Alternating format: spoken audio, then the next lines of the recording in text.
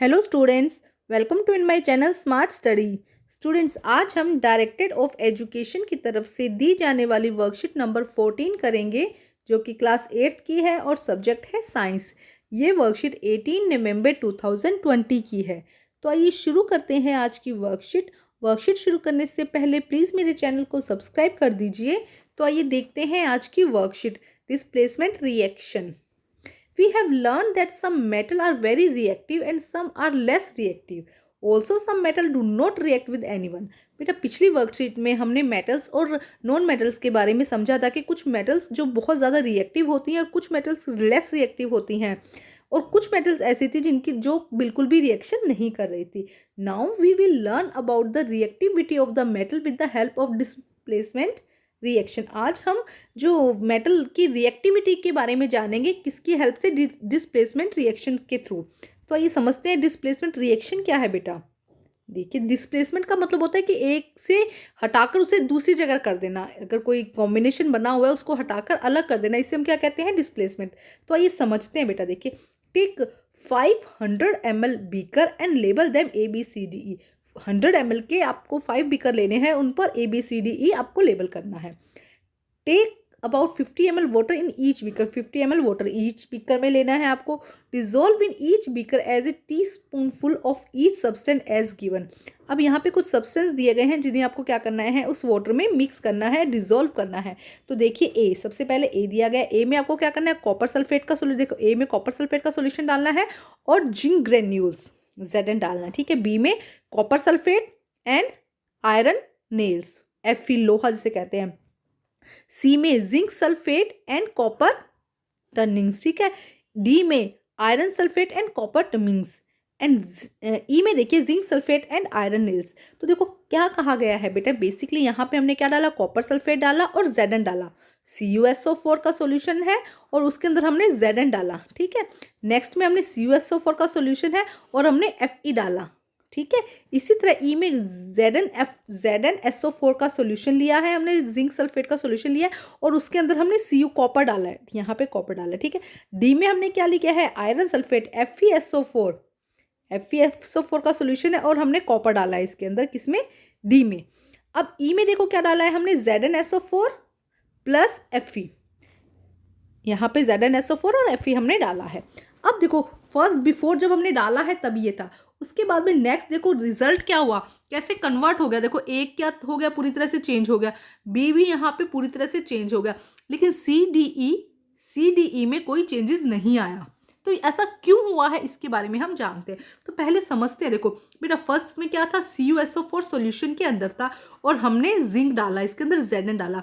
अब होता क्या है, जो भी मेटल ज़्यादा रिएक्टिव होगा वो दिखाएगा अपनी रिएक्टिविटी, और वो क्या करेगा? यहाँ पे Zn जो है वो ज़्यादा रिएक्टिबल है कॉपर से। CuSO4 में Cu कॉपर है ना, Cu मेटल है, तो जो Zn मेटल है वो Cu मेटल से ज़्यादा पावरफुल है। वो क्या करेगा? इसको यहाँ से हटा देगा और इसको अलग कर देगा, और क्या करेगा? खुद यहाँ पर आकर अटैच हो जाएगा। जब खुद अटैच होगा तो क्या बन जाएगा? ZnSO4। थोड़ा सा समझो बेटा इसको, ये खुद इसके साथ में जुड़ गया, इसने क्या बनाया? ZnSO4। अब Cu को उसने हटा दिया और Cu को क्या कर दिया? अलग कर दिया Z। तो इस तरह से रिएक्शन हुई, ZnSO4 बन गया और Cu बन गया। अब हुआ क्या इस रिएक्शन से? देखो, इस रिएक्शन को हम डिस्प्लेसमेंट रिएक्शन बोलते हैं। डिस्प्लेसमेंट मतलब कि इसने क्या कर दिया? इसको इसकी जगह से इसको हटा दिया है, डिस्प्लेस कर दिया इसको। Zn ज़्यादा, देखो एक्चुअल में ऐसा होता है, जो ज़्यादा पावरफुल होता है वो कमज़ोर को हटा देता है। तो यहीं पे भी ऐसा ही रिएक्टिविटी मेटल्स के साथ में होती है। Zn यहाँ पे ज़्यादा पावरफुल है, उसने Cu को हटाकर खुद उसकी जगह पर बैठ गया और Cu को अलग कर दिया। तो ये होती है डिस्प्लेसमेंट रिएक्शन। देखिए क्या लिखा गया, observation in beaker A Zn displace copper from copper sulphate. Zn ने क्या किया? Cu को कॉपर सल्फेट से अलग कर दिया। That is why the blue colour of copper sulphate का कलर यहाँ पे क्या था? ब्लू था।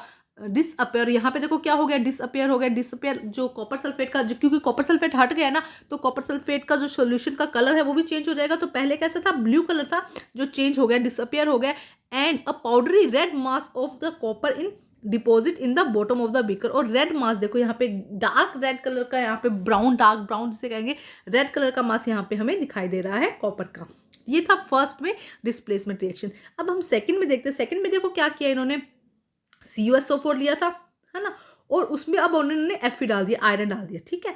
अब यहाँ पे सेकंड फिर बात है, Fe जो है वो ज़्यादा ताकतवर है Cu से। कॉपर जो मेटल है वो क्या है, जो Fe मेटल है, आयरन है, वो भी Cu से ज़्यादा है, और जो ज़्यादा होगा वो इसको हटा देगा, यहाँ से इसको हटा देगा, इसको अलग कर देगा, तो क्या बन जाएगा FeSO4, और क्या बन जाएगा Cu अलग हो जाएगा फिर। तो देखो हुआ क्या, अब उसकी वजह से इसका कलर ब्लू से कैसा हो गया, ग्रीन कलर हो गया। तो देखो क्या लिखा है इन बी, यहाँ पे फर्स्ट में देखो रिएक्शन भी दी गई है, copper sulphate CuSO4 plus Zn।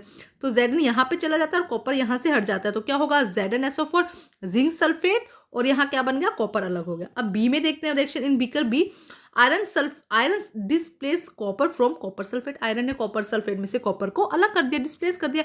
Same वही रिएक्शन होगी, देखो copper sulphate CuSO4 plus iron Fe जब अलग किया तो फेरस सल्फेट बना, Fe यहाँ पे आ गया, FeSO4 बना, और Cu फिर यहाँ पे अलग हो गया, कॉपर अलग हो गया। लेकिन अब है कि नेक्स्ट जो 3 रिएक्शन थी उनमें कोई भी रिएक्शन नहीं हुई, सेम क्यों रही। तो आइए समझते, देखो सेम क्यों रही, यहाँ से लेते हैं। हमारे पास में सॉल्यूशन किसका था, ZnSO4 का, और हमने क्या डाल दिया इसके अंदर, कॉपर। तो हमें तो पता ही है ना कि Zn ज़्यादा पावरफुल है, अभी हमने देखा है पहली 2 रिएक्शन में कि Zn ज़्यादा पावरफुल है। जब Zn ज़्यादा पावरफुल है तो वो Cu को क्यों आने देगा, इसलिए कुछ नहीं होगा, यहाँ पे ZnSO4 ही रहेगा, Cu ही रहेगा, तो कोई रिएक्शन नहीं हुई। अब सेकंड में देखो क्या हुआ है, सेकंड में फिर आयरन सल्फेट है, सेम वही बात है, FeSO4 है और Cu की रिएक्शन करवाई गई है। तो Fe तो Cu से पहले ही मजबूत है, ताकतवर है, तो वो फिर उसको नहीं जाने देगा, अपनी जगह नहीं छोड़ेगा, जिससे कि क्या बना रहेगा, FeSO4 बना रहेगा और Cu बना रहेगा, इसलिए कोई रिएक्शन नहीं हुई। अब नेक्स्ट देखते हैं, ZnSO4 जो ई में थी, ZnSO4 और Fe की रिएक्शन करवाई, ZnSO4 और Fe की रिएक्शन करवाई। अब यहाँ पे देखो जो Zn है वो Fe से भी मजबूत है, Fe से भी ज़्यादा ताकतवर है, ज़्यादा रिएक्टेबल है, तो Zn भी अपनी मूवमेंट नहीं दिखाता, नहीं जाता है दूसरी तरफ, तो यहाँ पे भी कोई रिएक्शन नहीं होती। जो आफ्टर इसके रिएक्शन के बाद में भी यही सेम रहता है, ZnSO4 और Fe रहता है, इसलिए कोई भी रिएक्शन यहाँ पे नहीं होती इन तीनों केसेस में। आइए इसे समझते हैं, अब इसको ध्यान से समझना बेटा। देखो we notice that there is no reaction in beaker CDE, हमने देखा कि CDE में कोई रिएक्शन नहीं हुई।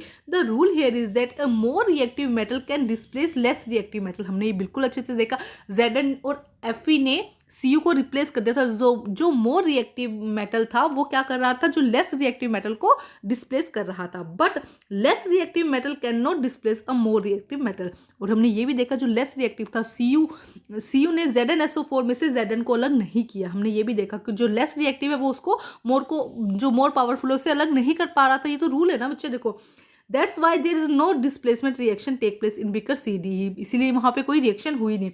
So we can conclude that more reactive metal displace less reactive metal from their compound in aqueous solution.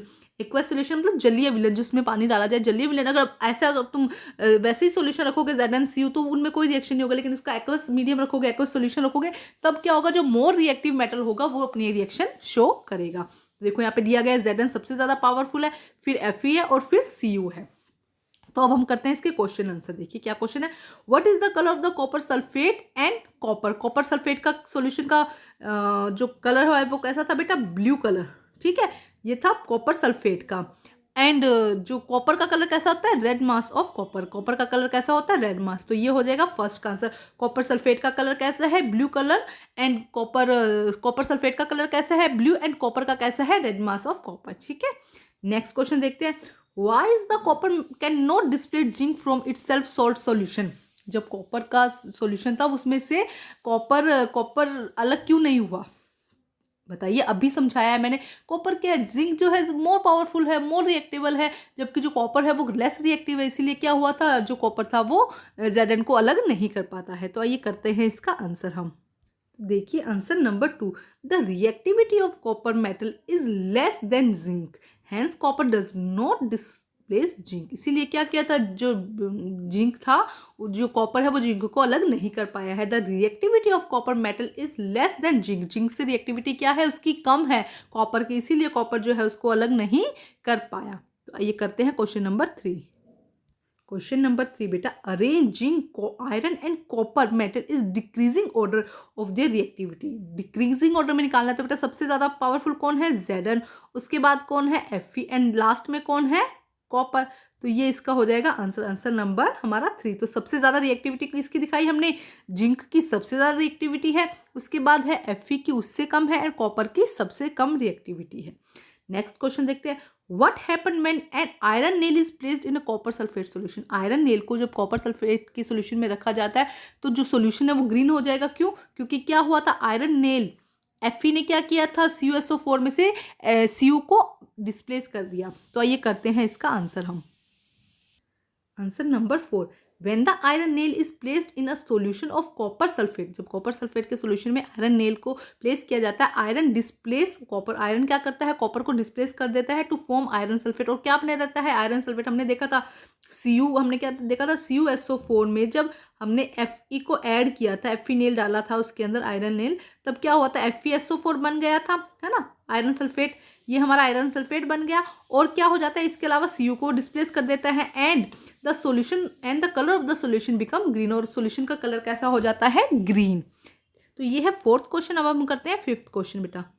Question number 5, complete the reaction Zn dash plus zinc sulphate plus ZnSO4 and copper. क्या बनेगा बेटा, यहाँ पे क्या आएगा, CuSO4। Very good, यहाँ पे क्या आएगा, CuSO4। आप ये भी लिख दीजिएगा कॉपर सल्फेट, ठीक है, ऊपर से और अच्छे से देख लीजिएगा बेटा, ठीक है। क्या बन जाएगा, कॉपर सल्फेट, यहाँ पे CuSO4 आएगा तभी तो वो ZnSO4 बनेगा ना। तो क्या आ जाएगा, कॉपर सल्फेट, डैश की जगह क्या आ जाएगा बेटा, कॉपर सल्फेट। तो बेटा आज की जो वर्कशीट है वो कंप्लीट होती है। वर्कशीट कंप्लीट करके अपने टीचर से चेक कराइए और प्लीज़ मेरे चैनल को लाइक कीजिए, सब्सक्राइब कीजिए और शेयर कीजिए। Thank you students.